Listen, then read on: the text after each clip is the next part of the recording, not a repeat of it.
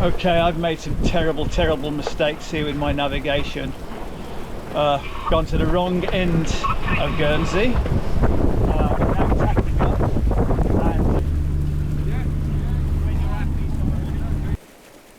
This is an account of our disastrous crossing to the Channel Islands. Stay tuned to the end and see the lifeboat.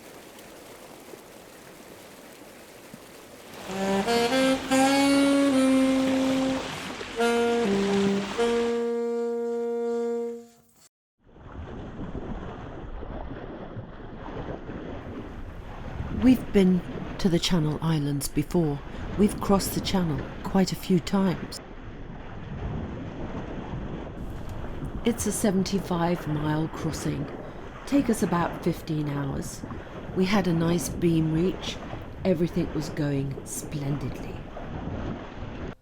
I recently had to replace my autopilot control head due to the old one breaking. The new one I got had a rotary button on which sticks out.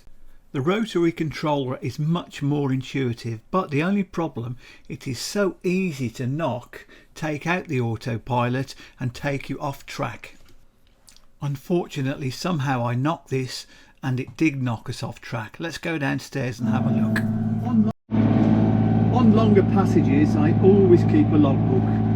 It's a legal requirement, but longer passages it makes sense.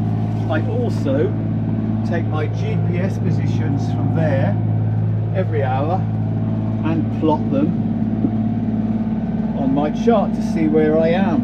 And I noticed on my last one I was slightly off course, not a lot but enough, which made me go back and check to see what was up. This is where I found I disengaged my autopilot. So yeah, do not blindly trust your electronic navigation. The paper backup is what showed me my error. So yeah, little lesson learned. okay, I've made some terrible mistakes here with my navigation. Gone to the wrong end of Gurnsey.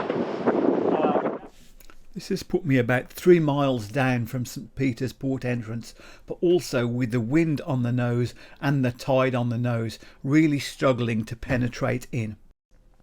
To compound this, I have a lee shore, multiple rocks, and it's dusk and getting dark very soon. Then to compound it all, the engine cut out. Initially I thought it was out of fuel. Things just keep getting worse, and so time to put out a pan. While speaking to the Coast Guard, I said you should see me clearly on your AIS system. They said we can't see you. Later discovered also my AIS system had gone down. I was trying multiple tacking but could just not seem to penetrate towards the Little Russell. The Coast Guard asked if I wanted a lifeboat sent out. It seemed the wise thing to get rescued before things got serious. We were in constant touch with the lifeboat who was now heading out. We were asked if we could get our sails down and prepared to take a tow line so we could get a heavy line to the front of our yacht.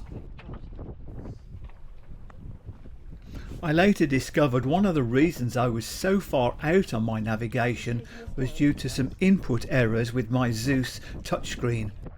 My Zeus touchscreen had stopped responding to my fingertip touch, so when I touched the screen, the cross appearing on the screen was in the wrong place. One thing I tried was a total reset for the Zeus system. I then re-input all the data feeds back to the Zeus. Those of you who have got B&G and most electronics will know that there's a submenu of a submenu of a submenu. Deep in one of those submenus, I'd forgot to click a little checkbox. This critical little minor tick box allowed for feedback from the external compass. I had forgot to click this one. So if ever you have to reset your electronics equipment, take a photograph of every single sub-menu. Also, I should have been far more diligent as I got closer to land in checking off on my paper charts. Total reliance on electronics is not good. As we waited for the arrival of the lifeboat, we put on our navigation lights, took down the sails, cleared the decks and put out of all of our fenders in preparation. Of course, it was a massive relief to know that the lifeboat was on its way. Neil was getting everything ready for the tow line. When the lifeboat came alongside, it looked so massive. Do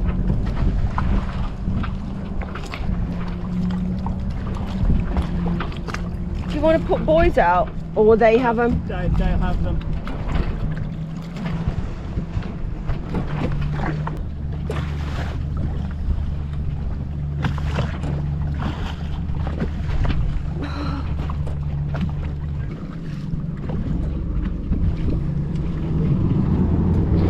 Oh my good lord!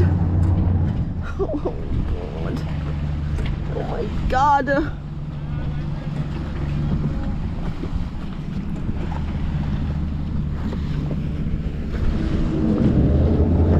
Oh my god! Oh my god!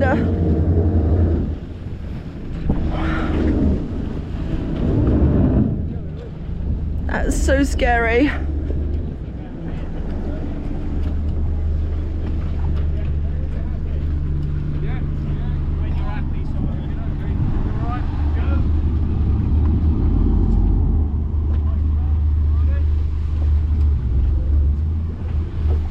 Oh my god!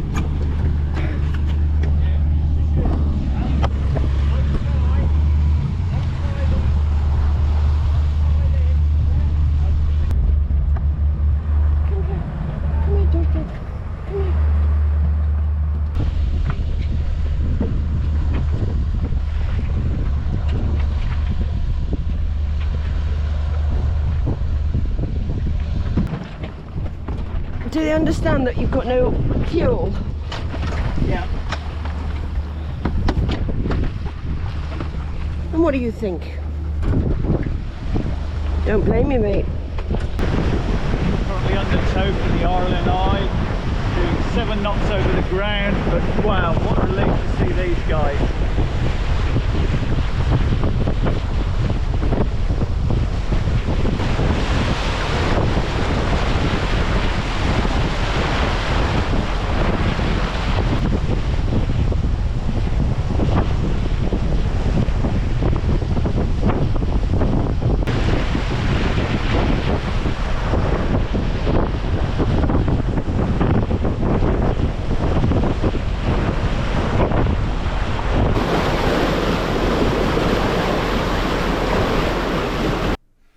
I was so disappointed with myself at this point, all of the accumulative errors I'd allowed to get me into this state.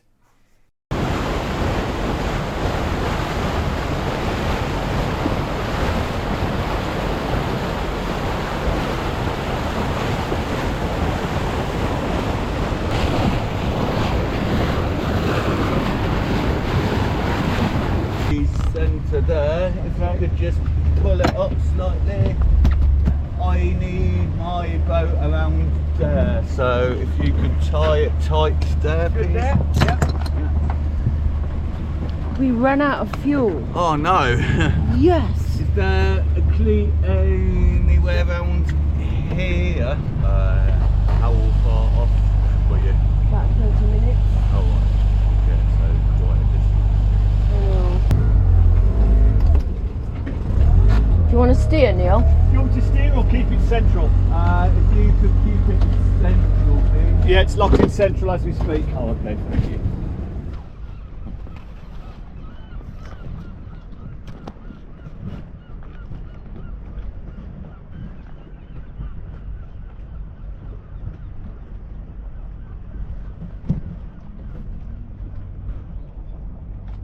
We'll have to put in some fuel in, still having the same issue, so I'm now in the process of taking off my fuel pickup line and see if there's an issue there, because it runs and then stutters. And yeah, one minor thing I've just found, this screw here which holds the pickup pipe was very slightly loose, and maybe it was drawing there, or I'm just hoping, we'll see.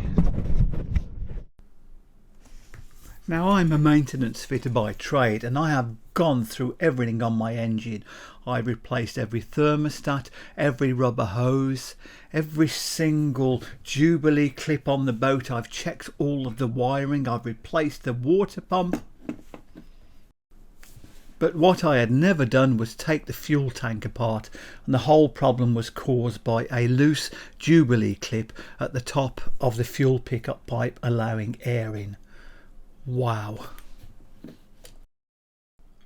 The problem was soon fixed once I'd found the problem, but I have to say, once the boat was back, it had really knocked my confidence for quite some time to come, as well as my miscalculations on my navigation. Hopefully I have learnt from this lesson. A nice little spot.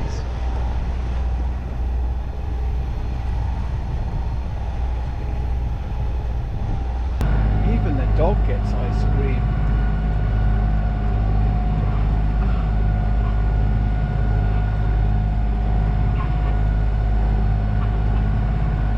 Well, we came to our favourite little bay in Sark. It's always quiet and peaceful, but not this time. Take a look.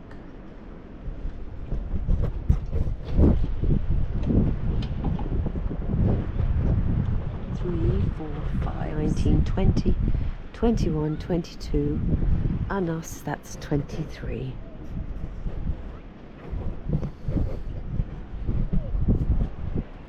I guess it's become more popular over the years.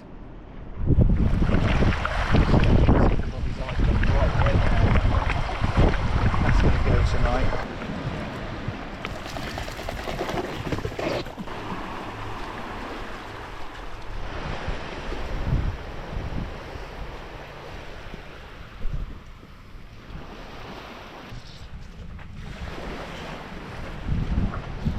Look at this beautiful sand.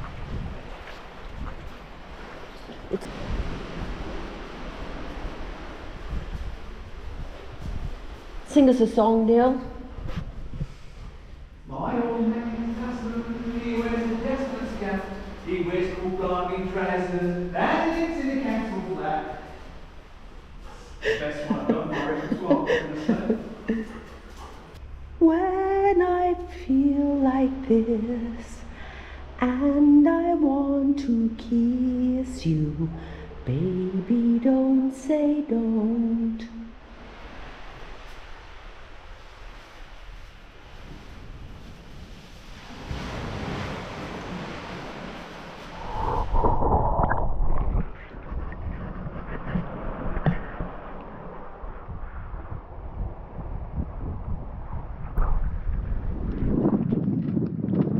Sometimes you ask yourself, when the lifeboat is towing you in, you're stressed, you're rough, you're tired, you're hungry, you're angry, you're scared, and then you get something like this and go, ah, that's why we sail. This is one of those moments. And just to top it off, of course, a glass of wine with your loved one at sunset on your own yacht. Life can be good. Could have done with this reminder yesterday.